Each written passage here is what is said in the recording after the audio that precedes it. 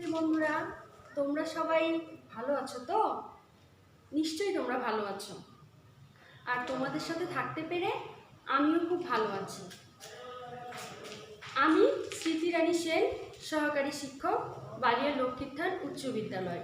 তোমাদেরকে আটোয়ারি অনলাইন ক্লাসের পক্ষ থেকে এবং আমার পক্ষ থেকে অনেক অনেক শুভেচ্ছা জানাচ্ছি। তো শিক্ষার্থী বন্ধুরা, তোমাদের পড়ালেখা নিশ্চয়ই খুব ভালো চলছে। আর তোমাদের পড়ালেখা যাতে ভালো চলে সেজন্য তোমাদেরকে একটু সাহায্য করার জন্য আমি এসেছি আজকে নবম দশম শ্রেণীর জীববিজ্ঞান বিষয় নিয়ে। আর আমি আজকে আলোচনা করব নবম দশম শ্রেণীর জীববিজ্ঞান বিষয়ের দ্বাদশ অধ্যায়ের জীবের বংশগতি ও বিবর্তন নিয়ে। গত ক্লাসে আমি জীবের বংশগতি ও বিবর্তন চ্যাপ্টারের কয়েকটা টপিক নিয়ে আলোচনা করেছিলাম। তোমাদের নিশ্চয়ই মনে আছে, আমি আলোচনা করেছিলাম ক্রোমোজোম, ডিএনএ, আরএনএ সম্পর্কে। আর আজকে আমি সেই চ্যাপ্টারের আরও কিছু অংশ নিয়ে আলোচনা করব। তো শিক্ষার্থী বন্ধুরা, গত ক্লাসে আমরা ডিএনএ ডাবল হেলিক্স মডেল সম্পর্কে জেনেছিলাম। আজকে আমরা আলোচনা করব ডিএনএ এর প্রতিলিপি বা অনুলিপি বা রেপ্লিকেশন তৈরির পদ্ধতি। একটা ডিএনএ থেকে কিভাবে আরেকটা নতুন ডিএনএ তৈরি হয় সেটাই আজকে আমি তোমাদের সাথে আলোচনা করব। তো শিক্ষার্থী বন্ধুরা, এখন আমাদেরকে প্রথমেই জানতে হবে যে প্রতিলিপি, অনুলিপি বা রেপ্লিকেশন আসলে কি। একটি ডিএনএ থেকে হুবহু আরও অন্য একটি ডিএনএ তৈরি করার যে পদ্ধতি, আমি কি বললাম যে একটি ডিএনএ থেকে আরেকটি ডিএনএ তৈরি করার যে পদ্ধতি, এই পদ্ধতিটাকেই বলা হয় ডিএনএর অনুলিপন পদ্ধতি বা প্রতিলিপন পদ্ধতি বা রেপ্লিকেশন। এই ডিএনএর রেপ্লিকেশনটা কিন্তু কোষ বিভাজনের পূর্ব সত্য, না হলে কিন্তু একটা কোষ থেকে আরও অন্য কোষ সৃষ্টি হতে পারবে না, অর্থাৎ বংশবৃদ্ধির যে ধারাটা সেটা স্থগিত থাকবে।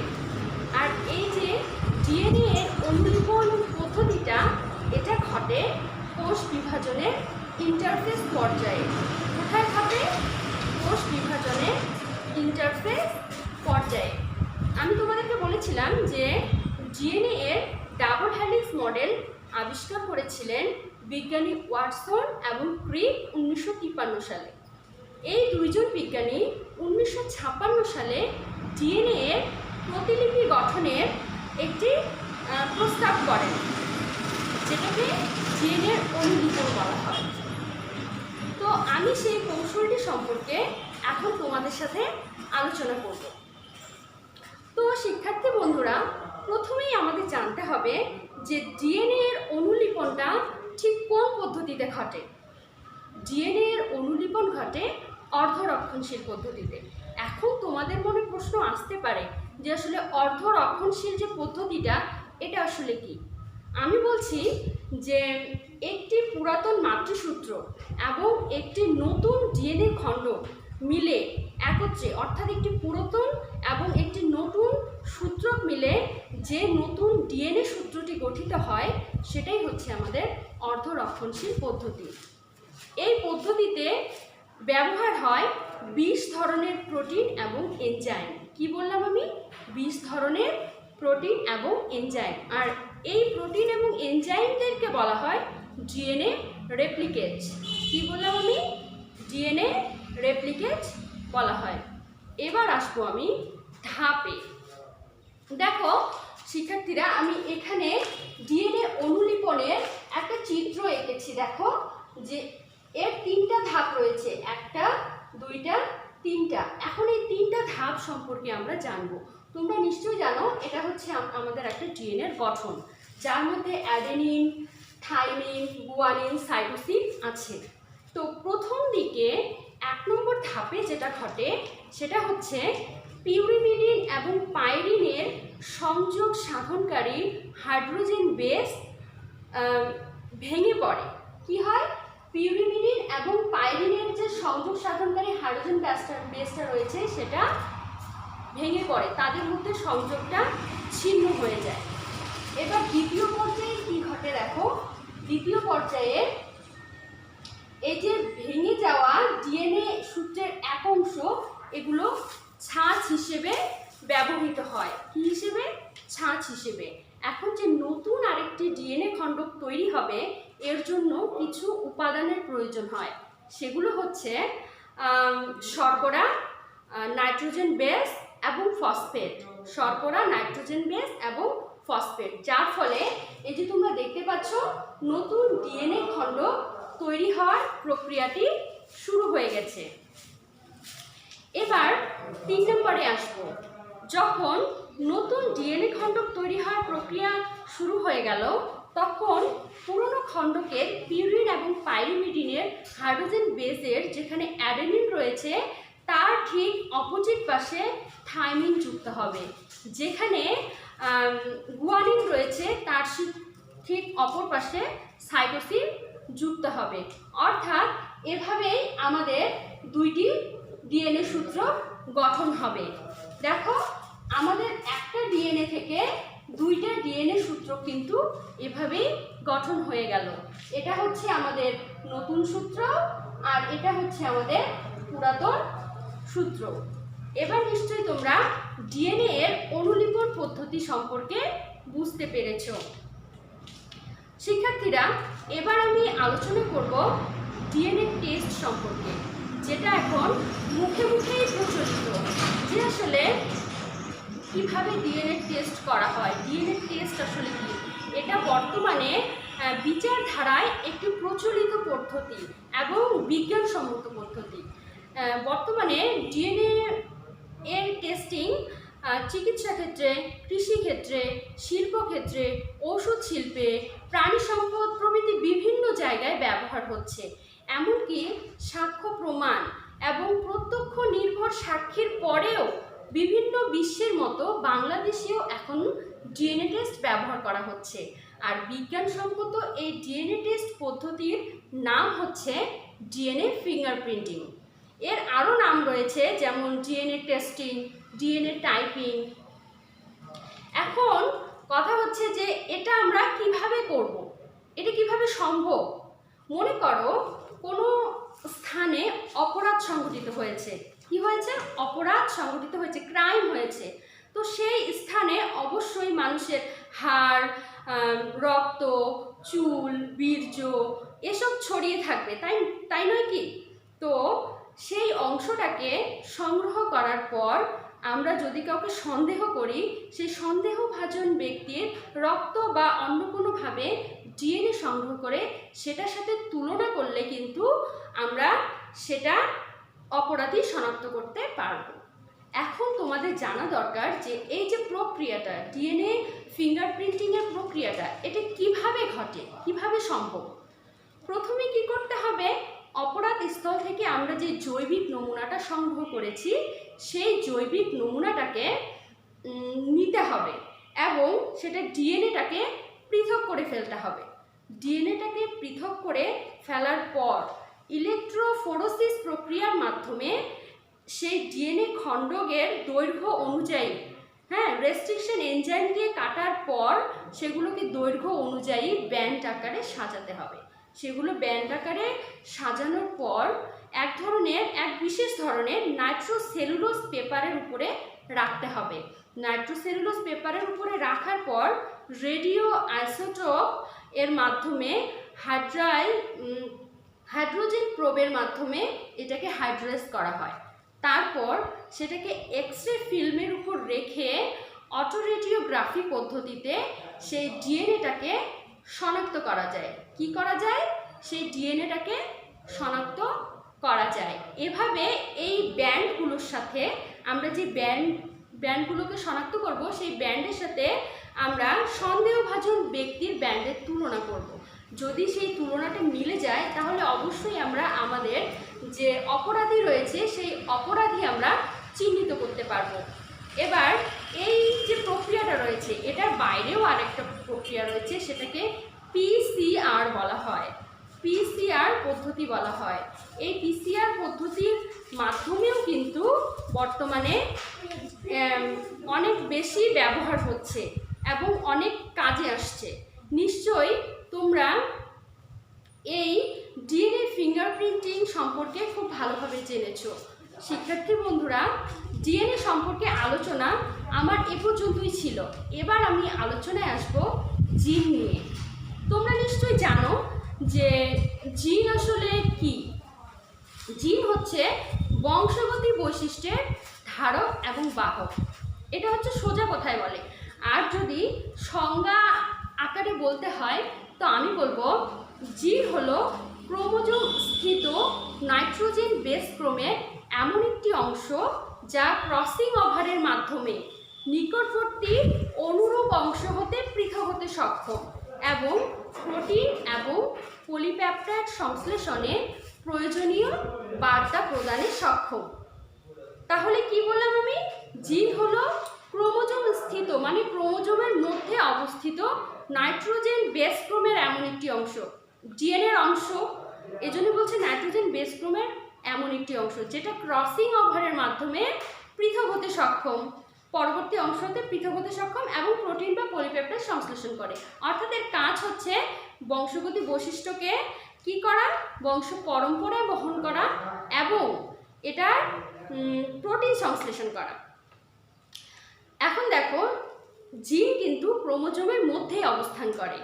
ক্রোমোজোমের যে স্থানে জিন অবস্থান করে সেই স্থানটিকে লোকাস বলা হয়। কি বলা হয়? লোকাস বলা হয়। এবার দেখো, আমরা সচরাচর জানি যে একটি মাত্র জিন একটি বৈশিষ্ট্যকে নিয়ন্ত্রণ করে। কি জানি আমরা? একটি মাত্র জিন একটি বৈশিষ্ট্যকে নিয়ন্ত্রণ করে। কিন্তু কখনো কখনো এমন দেখা যায় যে একটি জিন একাধিক বৈশিষ্ট্যকে নিয়ন্ত্রণ করছে। আবার এরকমও দেখা যায় যে একাধিক জিন একটি মাত্র বৈশিষ্ট্যকে নিয়ন্ত্রণ করছে। বুঝতে পেরেছো তোমরা? কি বললাম আমি? একটি জিন একাধিক বৈশিষ্ট্যকে নিয়ন্ত্রণ করছে অথবা একাধিক জিন মিলে একটি বৈশিষ্ট্যকে নিয়ন্ত্রণ করছে। এবার দেখো, এই যে জিন কথাটা এটা কোথা থেকে আসলো? আমি তোমাদেরকে নিশ্চয়ই বলেছি যে গ্রেগর জোহান ম্যান্ডেল জিন তত্ত্বের জনক। গ্রেগর জোহান ম্যান্ডেল ছিলেন জিন তত্ত্বের জনক। উনি যখন প্রথম গবেষণা করতে যান তখন মটরশুঁটি গাছ নিয়ে গবেষণা করেন এবং মটরশুঁটি গাছ নিয়ে গবেষণাকালে এক ধরনের ফ্যাক্টরের উপস্থিতি প্রমাণ করেন, এক ধরনের ফ্যাক্টর যেগুলো বংশগতি বৈশিষ্ট্যের জন্য দায়ী। আর সেই ফ্যাক্টরটাই বর্তমানে জিন হিসেবে পরিচিত। কি বললাম আমি? গ্রেগর জোহান ম্যান্ডেলের আবিষ্কৃত সেই ফ্যাক্টরই এখন জিন হিসেবে পরিচিত। এবার দেখো, আমি তোমাদের এই জিনের একটি পরীক্ষা দেখাবো এখন, যেটা গ্রেগর জোহান ম্যান্ডেল মটরশুঁটি গাছ নিয়ে গবেষণাকালে আবিষ্কার করেছিলেন। তিনি করেছিলেন কি, একটি লম্বা বৈশিষ্ট্যযুক্ত মটর গাছের সাথে একটি খাটো বৈশিষ্ট্যযুক্ত মটর গাছের মধ্যে ক্রস করিয়েছিলেন এবং যার ফলে বংশগতিতে কি পরিবর্তন আসে, বংশগতি বৈশিষ্ট্যের মধ্যে কি পরিবর্তন সাধিত হয় সেটা আমরা এখন দেখব। দেখো, আমরা একটা লম্বা গাছ নিয়েছি, ধরি লম্বার জন্য দায়ী জিন। আমরা জানি টল মানে লম্বা, তাই এখানে প্রতীক হিসেবে আমরা টি ব্যবহার করছি, যে লম্বার জন্য দায়ী জিন টি, খাটোর জন্য দায়ী জিন হচ্ছে স্মল টি, ক্যাপিটাল টি এবং স্মল টি। এবার লম্বার জিনোটাইপ, আমি বলেছি যে একটা বৈশিষ্ট্যের জন্য এক জোড়া জিন দায়ী থাকে। কি দায়ী থাকে? এক জোড়া জিন। তাই দেখো, লম্বার জিনোটাইপ, জিনোটাইপ হচ্ছে অভ্যন্তরীণ বৈশিষ্ট্য। কি বললাম আমি? জিনোটাইপ অভ্যন্তরীণ বৈশিষ্ট্য। তাহলে লম্বার জিনোটাইপ হচ্ছে দুইটা টি এবং খাটোর জিনোটাইপ হচ্ছে দুইটা স্মল টি। এবং তোমরা সবসময় মনে রাখবা, এই যে আমাদের ক্যাপিটাল টিটা রয়েছে না, এই টিটা হচ্ছে প্রকট বৈশিষ্ট্য সম্পূর্ণ, আর যে স্মল টিটা রয়েছে এটা হচ্ছে প্রচ্ছন্ন বৈশিষ্ট্য সম্পূর্ণ। যখন প্রকট বৈশিষ্ট্য সম্পূর্ণ একটা জিন প্রচ্ছন্ন বৈশিষ্ট্য সম্পূর্ণ জিনের পাশে থাকে, তখন যে প্রকট বৈশিষ্ট্য সম্পূর্ণ জিনটা থাকে তার বৈশিষ্ট্যটি বাইরে প্রকাশ পায়। এটা সবসময় মনে রাখবে। দেখো, এখন এই যে লম্বা এবং খাটো মটরশুঁটি গাছের মধ্যে আমরা ক্রস ঘটাবো। পিতামাতা হচ্ছে পুরুষ লম্বা এবং স্ত্রী হচ্ছে খাটো। জিনোটাইপ আমি আগেই বলেছি দুটা ক্যাপিটাল টি এবং দুটা স্মল টি, আর গ্যামিট হচ্ছে আমরা আলাদাভাবে নিয়েছি, ক্যাপিটাল টি দুইটা এবং স্মল টি দুইটা।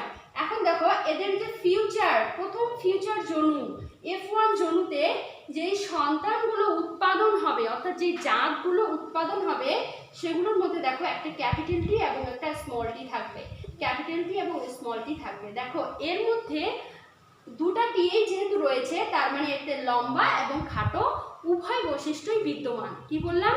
লম্বা এবং খাটো উভয় বৈশিষ্ট্যই বিদ্যমান। কিন্তু লম্বা বৈশিষ্ট্যটি যেহেতু প্রকট এবং খাটো বৈশিষ্ট্যটি যেহেতু প্রচ্ছন্ন, তাই লম্বা বৈশিষ্ট্যটি বাইরে প্রকাশ পাবে এবং যে খাটো বৈশিষ্ট্যটা রয়েছে না সেটা ভিতরেই সুপ্ত অবস্থায় থেকে যাবে, অর্থাৎ বাইরে প্রকাশ পাবে না। অর্থাৎ F1 জনুতে যেই জাত উৎপন্ন হবে সেটা হচ্ছে সংকর লম্বা। সংকর কেন বলেছি জানো? কারণ এটার মধ্যে প্রচ্ছন্ন বৈশিষ্ট্যটিও রয়েছে। এবার আমরা যে সংকর লম্বা জাতটি পেলাম এটার মধ্যে এখন মিশ্রিত লম্বা জাতটির মধ্যে এখন আমরা ক্রস ঘটাবো। দেখো প্যারেন্টস টু মিশ্রিত লম্বা দুইটা জাতের মধ্যে ক্রস দিয়েছি, গ্যামিট capital T small tea, capital T small tea. দেখো এটার মধ্যে আমরা ক্রস ঘটিয়েছি, যার ফলে যে জাতগুলো আমাদের উৎপন্ন হয়েছে F2 অর্থাৎ ফিউচার ট্রু জনুতে সেটা হচ্ছে দুইটা ক্যাপিটাল টি, একটা capital T small tea, capital T small tea এবং দুটা স্মল টি। অর্থাৎ এই যে দুটা ক্যাপিটাল টি রয়েছে এটা হবে আমাদের বিশুদ্ধ লম্বা জাত এবং দুটা ক্যাপিটাল আর স্মল টি রয়েছে এটা হবে আমাদের সংকর অর্থাৎ মিশ্রিত লম্বা। আর এই যে দুটা খাটো টি রয়েছে অর্থাৎ স্মল টি রয়েছে এগুলো হচ্ছে আমাদের খাটো জাত। অর্থাৎ এখানে আমাদের অনুপাত দাঁড়াবে, তার মানে তিনটা আমাদের লম্বা হবে আর একটি আমাদের খাটো হবে, অর্থাৎ লম্বা তিনটি একটি খাটো। এভাবে পিতামাতার বৈশিষ্ট্যগুলো সন্তানের কাছে সঞ্চারিত হয়। এটা ম্যান্ডেল তার পরীক্ষার মাধ্যমে বুঝিয়ে দিয়েছেন। এভাবে যদি আমরা উন্নত গুণ সম্পূর্ণ উদ্ভিদের সাথে অপেক্ষাকৃত কম গুণসম্পন্ন উদ্ভিদের বা প্রাণীদের মধ্যে প্রাণীদের ক্রস ঘটাই তাহলে কি হবে? আমরা অধিক লাভবান হব। বিশেষ ক্ষেত্রে উন্নত জাতের শস্য উৎপাদনের জন্য এই পদ্ধতিটা অনেক বেশি গুরুত্বপূর্ণ, এটা তোমরা মনে রাখবে। আশা করছি জিন সম্পর্কে ম্যান্ডেলের এই পরীক্ষাটি তোমরা খুব ভালোভাবে বুঝতে পেরেছো আর তোমাদের মনে হয় কোনো সমস্যাই নেই এই বিষয়ে। এবার আমি আসবো মানুষের লিঙ্গ নির্ধারণের ক্ষেত্রে। তোমরা নিশ্চয়ই তোমাদের গত শ্রেণীর ক্লাসে এই সম্পর্কে কিছু জেনে থাকবে, মানুষের লিঙ্গ নির্ধারণ সম্পর্কে। মানুষের ক্ষেত্রে লিঙ্গ নির্ধারণ এবং যত প্রকারের স্তন্যপায়ী প্রাণী রয়েছে, কি বললাম আমি? স্তন্যপায়ী প্রাণী, তাদের লিঙ্গ নির্ধারণ কৌশল ঠিক একই রকম। তোমরা নিশ্চয়ই জানো যে মানুষের মধ্যে 23 জোড়া ক্রোমোজোম রয়েছে, 23 জোড়া বা 46টি ক্রোমোজোম রয়েছে। এই ক্রোমোজোমকে আবার দুই ভাগে ভাগ করা হয়েছে, একটাকে বলা হয় অটোক্রোমোজোম আর আরেকটাকে বলা হয় সেক্স ক্রোমোজোম। অটোক্রোমোজোম রয়েছে 22 জোড়া এবং সেক্স ক্রোমোজোম রয়েছে 1 জোড়া। এই সেক্স ক্রোমোজোম রয়েছে এক্স এবং ওয়াই। তোমরা সবসময় মনে রাখবা এক্স এবং ওয়াই। এই যে এক্স ক্রোমোজোমটি রয়েছে এটা থাকে মাতার মধ্যে এবং এক্স ওয়াই ক্রোমোজোমটি রয়েছে এটা থাকে পিতার মধ্যে, অর্থাৎ মাতার মধ্যে শুধু এক্স এক্স এবং পিতার মধ্যে এক্স ওয়াই ক্রোমোজোম অবস্থান করে। ওয়াই ক্রোমোজোমটি এক্স ক্রোমোজোমের থেকে আকারে কিছুটা ছোট। বুঝতে পেরেছো তোমরা? এবার দেখো যে পিতামাতার মাধ্যমে কিভাবে সন্তান উৎপন্ন হবে সেটা এখন আমি তোমাদের ম্যান্ডেলের পরীক্ষার মাধ্যমে দেখাবো। দেখো যে পিতার জিনোটাইপ হচ্ছে XY এবং মাতার জিনোটাইপ হচ্ছে XX। কি বললাম? পিতার জিনোটাইপ XY, মাতার জিনোটাইপ হচ্ছে XX। এখন যখন আমরা পিতা এবং মাতার মধ্যে ক্রস ঘটাবো তখন দেখো XY পিতার জিনোটাইপ, মাতা XX, গ্যামিট হবে XY এবং XX। এদের মধ্যে যখন আমি ক্রস ঘটাবো তখন দেখো XX উৎপন্ন হবে এবং XY, অর্থাৎ অর্ধেক সন্তান কন্যা সন্তান এবং অর্ধেক সন্তান পুত্র সন্তান হওয়ার সম্ভাবনা রয়েছে।